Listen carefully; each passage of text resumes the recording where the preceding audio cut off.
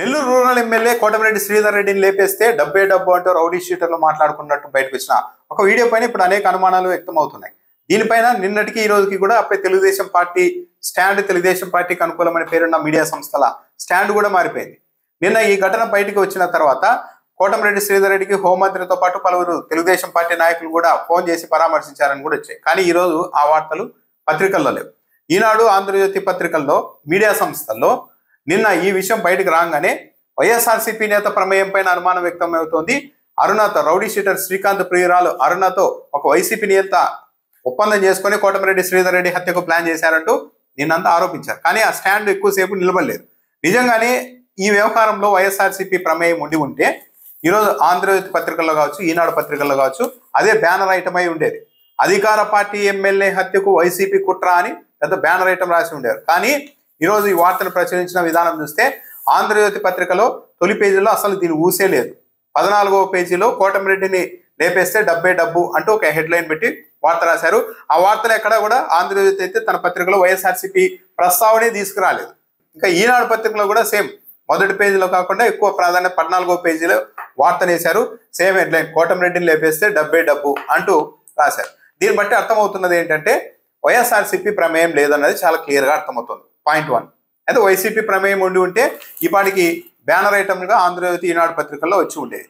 తర్వాత హోంమంత్రి సంబంధించిన వార్త కానీ ఇవి కూడా లేవు అంటే వీళ్ళకు కూడా ఒక విషయం అర్థమై ఉండాలి, ఇదంతా ఏదో సంథింగ్ డ్రామా లాగా ఉంది అని.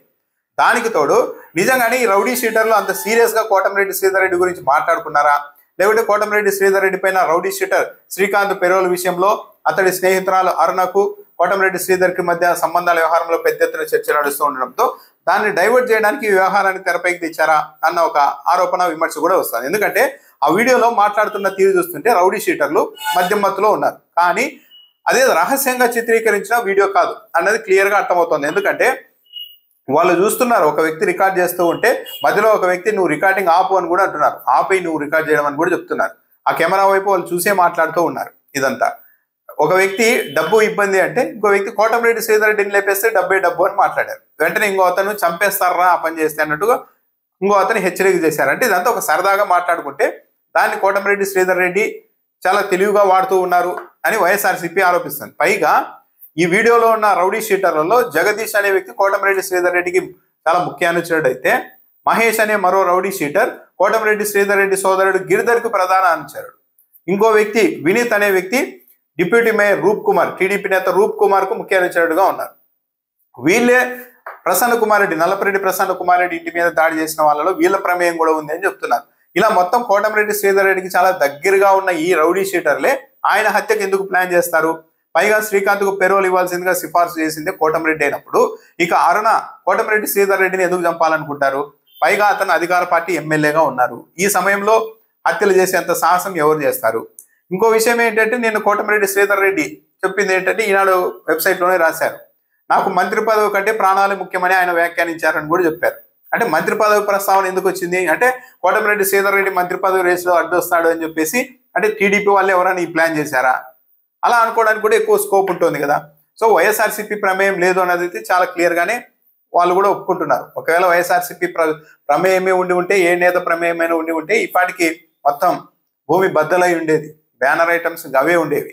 పైగా పోలీసుల వ్యవహార శైలిపైన కూడా అనేక అనుమానాలు వ్యక్తం అవుతున్నాయి. ఇది 5 రోజుల క్రితం బయటకు వస్తే ఈ వీడియో 5 రోజుల నుండి పోలీసులు స్పందించలేదు. నిన్న మీడియాకు ఈ వీడియో ఎక్కిన తర్వాతనే మేము లోతుగా పరిశీలిస్తున్నామంటూ జిల్లా పోలీసు ఉన్నతాధికారుల నుంచి ఒక స్పందన వచ్చింది.